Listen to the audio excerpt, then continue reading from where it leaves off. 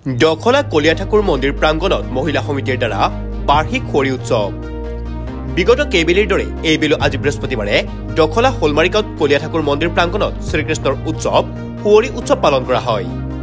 বীণা দাস আৰু ভাৰতী দাসৰ নেতৃত্বত সুদীৰ্ঘ 12 বছৰ ধৰি দখলা শোলমাৰী গাঁৱৰ হোলী উৎসৱ উপলক্ষে গোপাল গোপিনী তথা শ্ৰীকৃষ্ণক বহুওৱা হয়। ইয়াৰ পিছতে নিমন্ত্ৰিত নাগাৰ নাম পৰিৱেশন কৰা হয়। সৰ্বশেষত গোপাল গোহাঁই নামঘৰৰ পৰা গোপাল গোহাঁইক পৰিভ্ৰমণ কৰাই আকৌ গোপাল গোহাঁই নামঘৰলৈ লৈ যোৱা হয়। উক্ত হোলী উৎসৱত আগন্তুক বৰ্ষৰ পৰাই দধিমন্থন আয়োজন কৰাৰ চিন্তা চৰ্চা কৰাৰ কথা জানিবলৈ দিয়ে। উক্ত হোলী উৎসৱতে বীণাপানী জ্যোতিষ কাৰ্যালয়ৰ স্বত্বাধিকাৰী অপূৰ্ব দেৱশৰ্মা উপস্থিত থাকে আৰু হোলী উৎসৱত জড়িত হৈ সহায় সহযোগিতা কৰাৰ লগতে নামৰীয়া দল আৰু শব্দদাতাৰ ভূমিকা পালন কৰে। লগতে এই গাঁৱৰে প্ৰৱেশিকা পৰীক্ষাত উত্তীৰ্ণ 3গৰাকী ছাত্ৰক কলেজীয়া পোছাকৰ বাবে আৰ্থিক সহায় আৰু সম্মাননা পত্ৰ প্ৰেৰণ কৰে। প্ৰথমতে মই অসমবাসীক ৰঙালী বিহুৰ ওলগ জনালোঁ আৰু দখলা শোলমাৰী গাঁৱত কলীয়া ঠাকুৰৰ মন্দিৰৰ ৰাইজৰ মহিলাসকলে এইবেলি 12 বছৰত ভৰি দিলেই তেখেতসকলে এই 12 বছৰে দিনৰ ভাগত অনুষ্ঠান আয়োজন কৰে।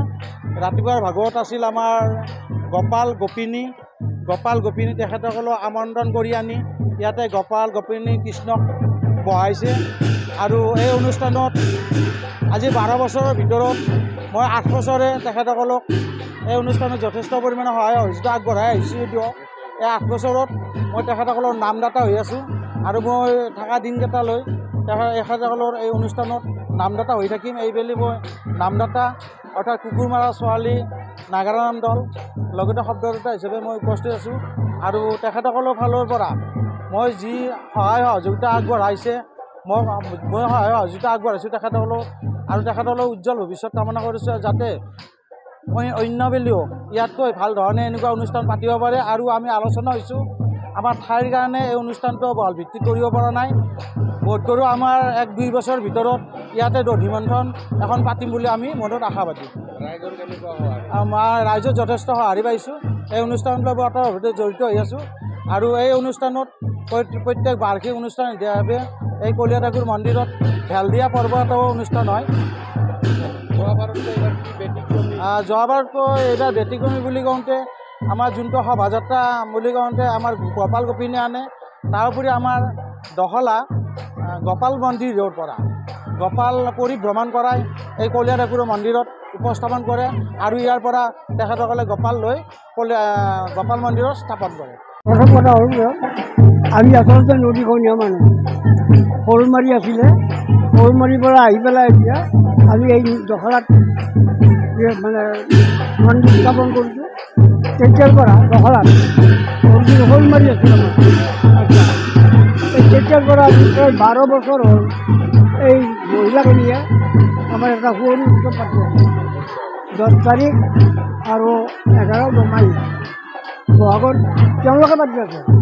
আমাৰ ৰাইজৰ সহযোগত তেওঁলোকে কৰি আছে। আজি প্ৰায় 12 বছৰ হ'ল মানে আমি কৰি আছোঁ আৰু আমাৰ মেইন সহায় কৰিছে আমাক অপূৰ্ব শৰ্মাই। তেওঁ যথেষ্ট সহায় কৰিছে আমাক আৰু এওঁৰ কাৰণে আমাৰ একো অলপ উন্নতি কৰি যায় আছে। মহিলাখিনি লাগি আছে, আমি ৰাইজেও লাগি আছোঁ, এনেকুৱা ধৰণৰ আমি কৰি থাকোঁ আৰু তেনেকুৱা ধৰণৰ। আৰু গোপাল গোহাঁই নাৰাজপাৰাৰ সেইটো নদীখনীয়াৰ গোহাঁই ঘৰ, তাৰ পৰা এনেকৈ ঘূৰাব আনে এইটো কলীয়া গোহাঁই, কলীয়া ঠাকুৰ, এইটো গোপাল গোহাঁই। তেওঁলোকে এতিয়া বছৰত ঘূৰাই আমাৰ ইয়ালৈ আহিব, এতিয়া আহি পেলাই ঘূৰি পেলাই আৰু যাব। আৰু সেইকাৰণে তেওঁলোকৰ উৎসৱটো একেদিনীয়া, আমাৰতো একেদিনীয়া উৎসৱ পালন কৰি আহিছোঁ।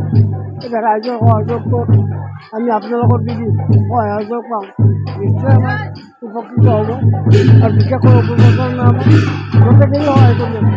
কেইটা বজালৈকে চলিব অনুষ্ঠান? এইটো আমাৰ গধূলি 5টা ভোগ ভাত আছে, খিচাৰী ভাত আৰু গধূলি আমি আকৌ ভাঙি দিম।